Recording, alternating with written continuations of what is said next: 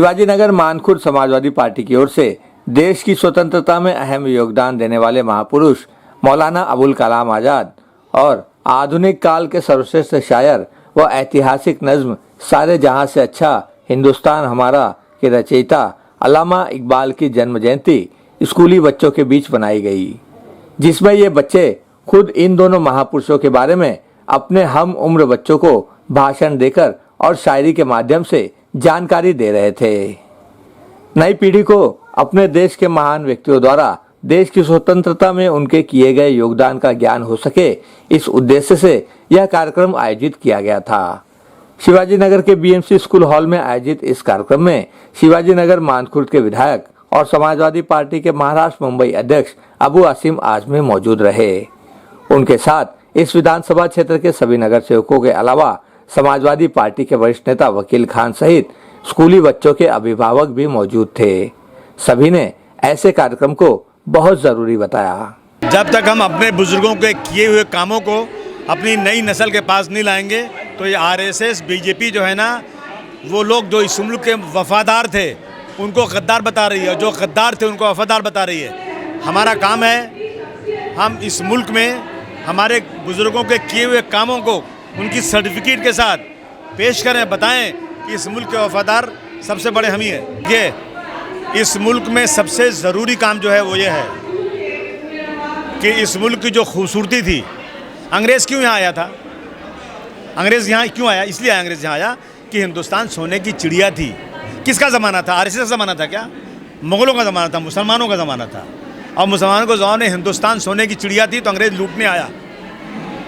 आज उनके जिनके ज़माने में आ जाए ना, कोई पूछने वाला नहीं है, खाने को नहीं, लोग मर रहे हैं सड़कों पर, भूख से मर रहे हैं और देश को तबाह बर्बाद, हमारे पड़ोसी से हमारे ताल्लुकात ख़राब, देश में सांप्रदायिक दंगे, भुखमरी, इकनॉमिक हालत ख़राब, नफ़रत बढ़ती जा रही है।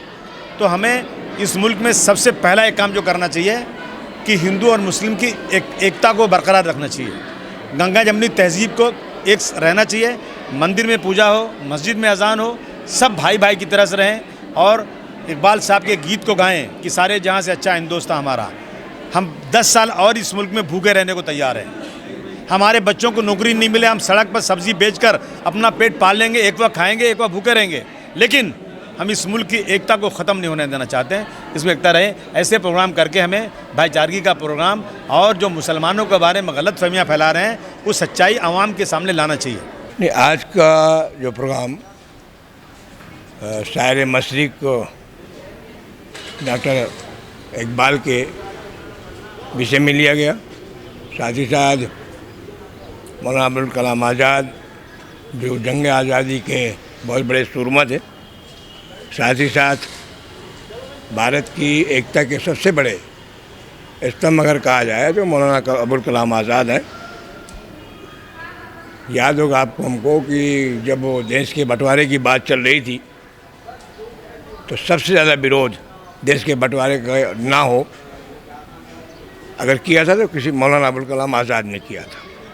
जैसा कि आपने सुना अभी हमारे अध्यक्ष जी ने फरमाया कि मौलाना अबुल कलाम आज़ाद ने अपने बयान में कहा था कि अगर जामे मस्जिद के मीनारे के अंदर कोई फरिश्ता आवे और ये कहे कि मैं तुम्हें 24 घंटे के अंदर आज़ादी देता हूँ बशर्ते कि तुम हिंदू मुस्लिम एकता को ख़त्म कर दो, तो मेरा जवाब ये होगा कि हम और कुछ दिन गुलाम रहना पसंद करेंगे, लेकिन हिंदू मुस्लिम एकता को ख़त्म करना बिल्कुल पसंद नहीं करेंगे।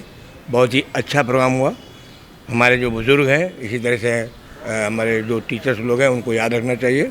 इस प्रोग्राम को ऑर्गेनाइज़ करने में इस तालुका के सदर यासुद्दीन भाई का बहुत अच्छा रोल रहा। मैं दिल की गहराइयों के साथ उनको मुबारकबाद देता हूं और उम्मीद करता हूं कि आगे भी वो इसी तरह के प्रोग्राम करते रहेंगे। ये आज़मी साहब हमेशा से तालमेल की बात करते हैं, मिलजुल के रहने की बात करते हैं, नशे के ख़िलाफ़ बात करते हैं और इलाके की जो भी जनता के लिए सुविधाएं हैं उनके लिए आगे रहते हैं। बहुत अच्छा प्रोग्राम अबू आसिम आज़मी साहब ने ऑर्गेनाइज़ करवाया, उनको भी मुबारकबाद, साथ ही साथ भाई यासुद्दीन भाई को मुबारकबाद। ये कितना ज़रूरी है, मैं उनके खुद के एक मिसरे के साथ में डॉक्टर अल्लामा इकबाल रहमतुल्लाह अलैह जिनकी यौम पैदाइश में आज ये प्रोग्राम रखा गया है, तो उनके दो मिसरे हैं कि न उरूज दे ना जवाल दे, मुझे बस इतना कमाल दे, मुझे तेरी राह में डाल दे कि ज़माना मेरी मिसाल दे। कि इतना मिसाली काम किया है उन्होंने यूथ को जो मोटिवेट करने के लिए, और ये सिर्फ एक पर्टिकुलर कम्युनिटी को उन्होंने टारगेट कभी नहीं किया।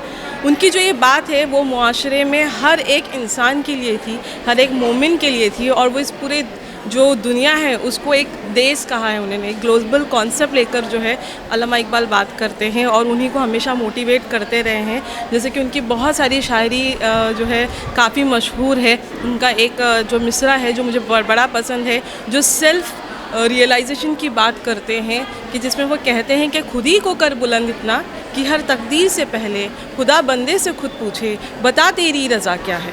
कि यानी अगर बंदा खुद को पहचान ले कि मैं कौन हूँ और ख़ुद को साबित कर दे पूरी दुनिया में, तो पूरी दुनिया उसका ग़ुलाम हो जाएगा। और साथ ही साथ खुदा बंदे से ये पूछेगा कि बता तेरी मर्ज़ी क्या है। तो इतनी बड़ी बात, इतनी बेबाकी के साथ इतना शेर गोही का जो ये शऊर है वो सिर्फ़ और सिर्फ अल्लामा इकबाल के को हासिल हुआ।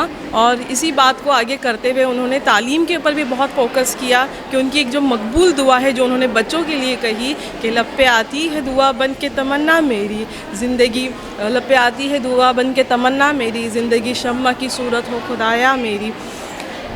ये जो लब पे आती है दुआ, इसमें इन्होंने ख़ास करके फ़ोकस किया कि किस तरह से जो है बच्चे जो है तालीम की तरफ आए, और साथ ही साथ वो बच्चे जब इल्म दानिश में डूब कर यानी एजुकेट होकर जब नौजवान बनता है तो उस यूथ के लिए भी उन्होंने एक बहुत अच्छा मिसरा कहा कि नहीं तेरा नशेमन कसरे सुल्तानी के गुंबद पर, तू शाही है बसेरा कर पहाड़ों की चट्टानों पर।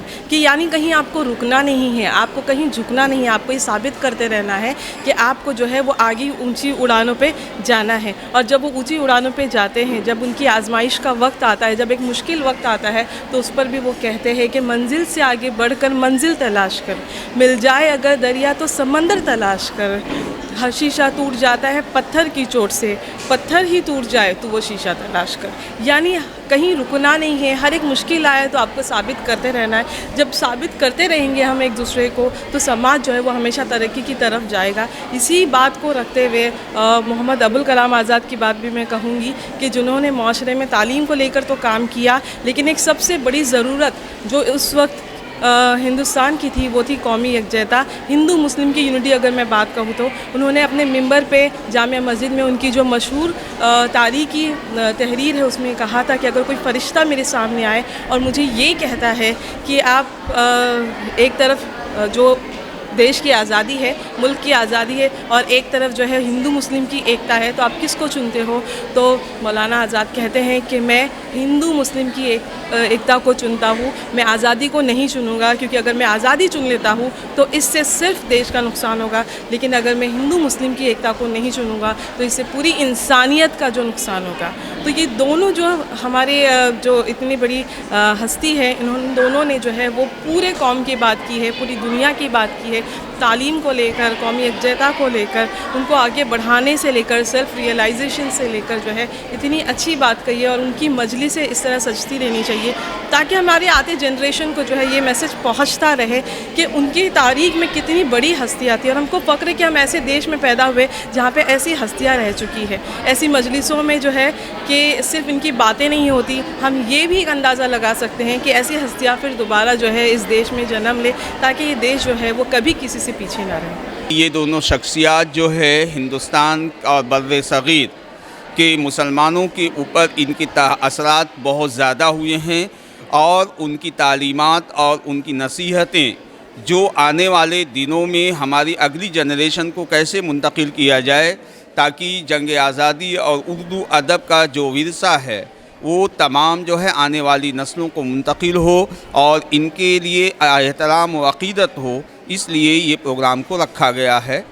अल्लामा इकबाल और मौलाना आज़ाद के एहसानात जो है बर्र सग़ीर के मुसलमानों और उर्दू के ऊपर बहुत ज़्यादा हैं, तो उर्दू तबका और मुसलमानों के तमाम हलक़ों में ऐसे जो है प्रोग्राम होना चाहिए, ताकि जो है उनकी तालीमात, उनके अदब, उनकी शायरी, उनकी तकारीर तमाम लोगों तक और आने वाली नस्लों तक पहुँचे। इस दौरान कोरोना काल में भी अपनी सेवा जारी रखने वाले शिवाजी नगर मानखुर्द के कोरोना योद्धा डॉक्टरों को विधायक अबू आसिम आज़मी के हाथों सम्मानित किया गया। के डॉक्टर कितने डॉक्टर की डेथ हो गई कोरोना में। जो बड़े डॉक्टर थे, बड़े बड़े डॉक्टर घर से निकलने को तैयार नहीं, वो वर्चुअल चेकअप कर रहे हैं, वो टेलीफोन कर रहे हैं। ये डॉक्टर्स महलों में बैठ करके काम कर रहे हैं, तो भाई इनको सर्टिफिकेट देना चाहिए और इनको अप्रिशिएट करना चाहिए। इस कोरोना में जो डॉक्टर हैं, छोटे डॉक्टर हैं, जो बहुत ही स्पेशलिस्ट, बहुत बड़ी डिग्री वाले नहीं हैं, ऐसे डॉक्टरों ने बहुत मेहनत किया है। और जो बड़े डॉक्टर, पैसे वाले, बड़ी डिग्री वाले, बड़े अस्पताल वाले, वो सब घर में बैठ करके कोरोना से डरते रहे। कैमरामैन इकबाल शेख के साथ संध्या श्रीवास्तव, ग्लोबल चक्र न्यूज, मुंबई।